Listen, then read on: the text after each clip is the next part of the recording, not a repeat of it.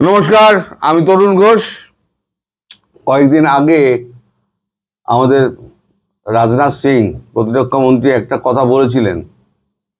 তিনি বলেছিলেন সিন্ধু ঐতিহাসিকভাবে ভারতের জায়গা, কিন্তু র্যাডক্লিফ যে লাইনটা টেনেছিলেন, র্যাডক্লিফের লাইন টানার জন্য সিন্ধু ভুলবশত পাকিস্তানের সঙ্গে জুড়ে যায়। কিন্তু সিন্ধ ছাড়া হিন্দ ইনকমপ্লিট। এখন সিন্ধে তো এখন তো মারাত্মক রকমের স্বাধীনতা আন্দোলন চলছে, এদিকে বালুচিস্তানে চলছে, পিওজেকে তো চলছেই। এখন এই বালুচিস্তানের যে স্বাধীনতা, সেই স্বাধীনতায় ভারত যেদিনকে আক্রমণ করবে তার সঙ্গে সঙ্গেই ভারতের বালুচিস্তানের স্বাধীনতা সঙ্গে সঙ্গে হয়ে যাবে। এখন ভারতের চোখ রয়েছে পিওজেকে, আর এদিকে হচ্ছে তার সঙ্গে হচ্ছে গিলগিট বালতিস্তান। আমি বারবার বলি গিলগিট বালতিস্তান পিওজেকের সঙ্গে আছে। গিলগিট বালতিস্তান এসে গেলে ওখান থেকে হচ্ছে বালুচিস্তান, বালুচিস্তান পার হলে আফগানিস্তান, আফগানিস্তান পার হলে ইরান, ইরান পার হলে পরে আমরা সোজা তুর্কি, তুর্কি হয়ে সোজা ইউরোপ। গাড়ির একদম ভারতবর্ষ থেকে গাড়িতে একদম সোজা ইউরোপ চলে যাওয়া যাবে। আর করাচি বন্দর তো ভারতের চলে আসছেই। পাকিস্তানের 4টে প্রদেশ আছে বর্তমানে, 4টে না 5টা, আমি পরপর বলে যাচ্ছি। এক হচ্ছে বালুচিস্তান, যেটা জোর করে দেওয়া হয়েছিল ওই 1948 সালে। জিন্না ভুল বুঝিয়ে বালুচিস্তানকে নিয়েছিলেন। একটা হচ্ছে সিন্ধ, একটা হচ্ছে খাইবার পাখতুনখোয়া, আর একটা হচ্ছে পাঞ্জাব, আর হচ্ছে পিওজেকে। তাহলে পিওজেকে যদি চলে যায়, গিলগিট আপনার এতে কি বলে খাইবার পাখতুনখোয়া যদি টিটিপি ঢুকতে না দেয়, খাইবার পাখতুনখোয়া হাতের বাইরে চলে গেছে, টিটিপি পুরো ঘিরে নিয়েছে। ওটা আর পাকিস্তানের মধ্যে নেই। পাকিস্তানে কোনো সৈন্য, কোনো অফিসার, কোনো সরকারি দপ্তর ওরা তাদের কন্ট্রোলে নেই, তারা নিজেরাই টিটিপি কন্ট্রোল করে। রয়ে গেল বালুচিস্তান। বালুচিস্তান যদি ফ্রি হয়ে যায়, তাহলে 5টা প্রদেশের মধ্যে ওদের কথা হচ্ছে 5 সুবে হয়। 5 সুবের মধ্যে যদি 3 সুবে চলে যায়,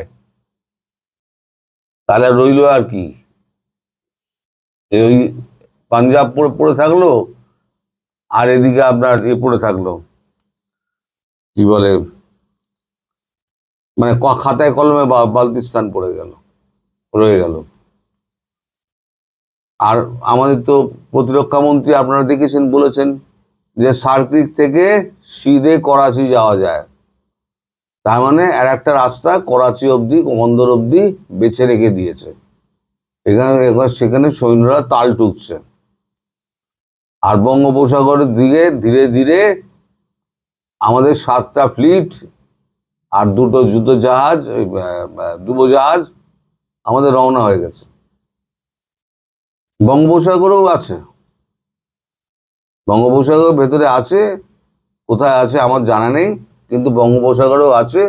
কারণ সেটা হচ্ছে ওদিকে যেমন করাচি পশ্চিম দিকে করাচির জন্য, এদিকে পূর্ব দিকে হচ্ছে আপনার চট্টগ্রামের জন্য, রংপুর এদিকে। চিকেন নেগের সমস্যা মিটে গেল। আর আপনার চিকেন লেগ আছে, ফেনী অবধি কেটে দিলে পরে আমরা চিকেন নেক কেনা চিকেন আমরা যা হোক আরো গন্ডার ফন্ডার বানিয়ে নেব। কিন্তু আপনাদের কি হবে? আপনারা পারবেন? খলিলুর রহমানকে ডেকে যে কথাগুলো বলা হয়েছিল আস্তে আস্তে প্রকাশ পাচ্ছে। ডেকে বলা হয়েছিল, দেখুন আপনারা যদি আমাদের সঙ্গে যদি শত্রুতা করতেন, তাহলে সেটা অনেক ছিল বেটার অপশন।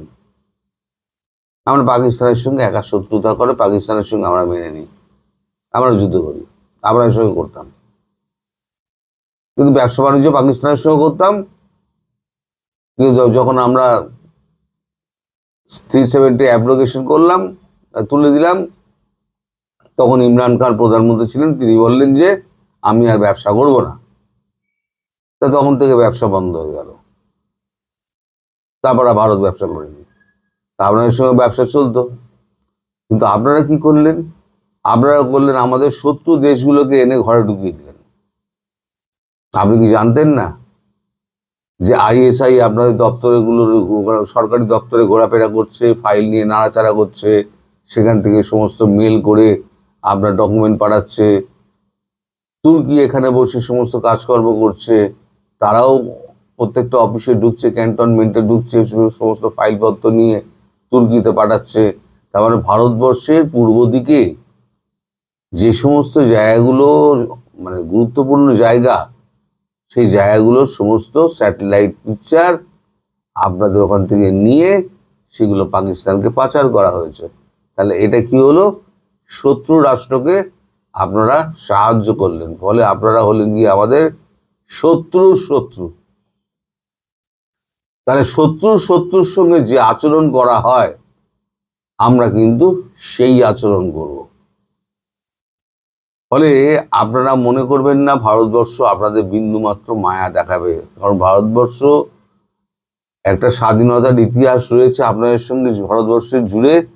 ওই জন্য আপনাদেরকে ডেকে একবার বলে দেওয়া হলো, শোধরালে শোধরান, 7 কর্মদিবস দিলাম, আর না শোধরালে পরে এরপরে আর বলতে যাব না, কারণ আমরা একটা ওয়ার্ডের মধ্যে আমাদের ঘোষিত নীতি হচ্ছে একটা ওয়ার্ড, তার নীতির মধ্যে আপনারা পড়ে গেছেন। সুতরাং আপনারা তৈরি থাকবেন।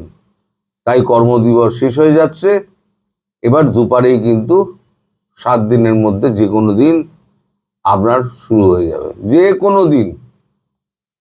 এবং বাংলাদেশের মানুষ জেনে রাখুন, আমি একটা খবর আপনাদের বলছি, আমি নিজেও জানি না, নিশ্চিত না। প্রধানমন্ত্রী নরেন্দ্র মোদী চুপ করে আছেন, তিনি এমন একটা পরিকল্পনা করছেন, চক্রান্ত বলুন, ষড়যন্ত্র বলুন, আপনাদের ভাষায়, আমাদের ভাষায় নয়, করছেন যেটা, সেটা ভয়ঙ্কর। এটুকু শুনেছি, ভয়ঙ্কর। মানে আপনাদের ইতিহাসে লেখা থাকবে যে এরকম একটা ঘটনা ভারতবর্ষে, বাংলাদেশের বুকে ঘটেছিল, সেটা কিন্তু লেখা থাকবে। আর আপনারা যদি মনে করেন যে শেখ হাসিনাকে ভারতবর্ষ দিয়ে আসবে আর আপনারা চিঠি পাঠানি, সেটা সব হবে। এবারও চিঠি পাঠাননি, এবারও পাঠিয়েছেন ডসিয়ে, তাতে নাম নেই, সই নেই, তারিখ নেই, কিচ্ছু নেই তাতে, গতবারের মতোই।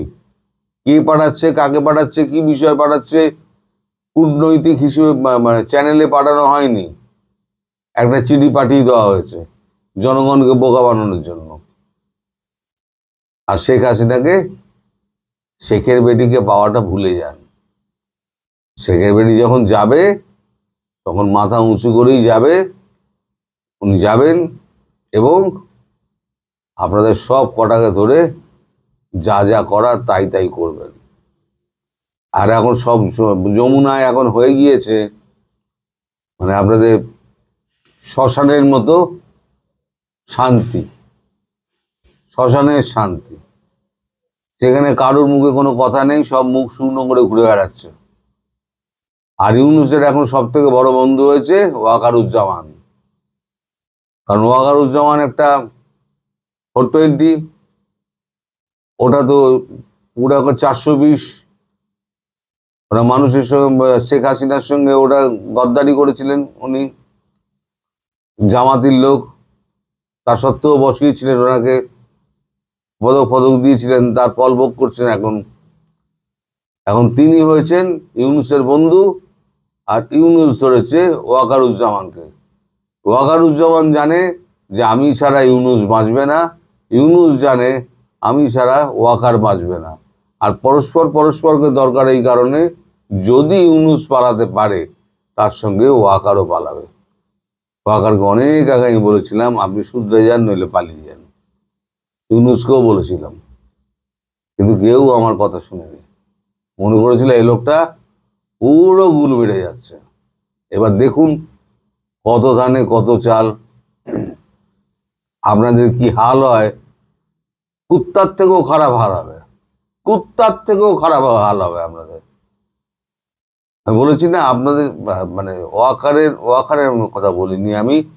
আমি বলেছিলাম যে ইউনূসের শেষ জীবন অত্যন্ত করুণ হবে, এবং আজও আমি বলছি ডক্টর মোহাম্মদ ইউনূস আপনার শেষ জীবন অত্যন্ত করুণ হবে, অত্যন্ত করুণ হবে।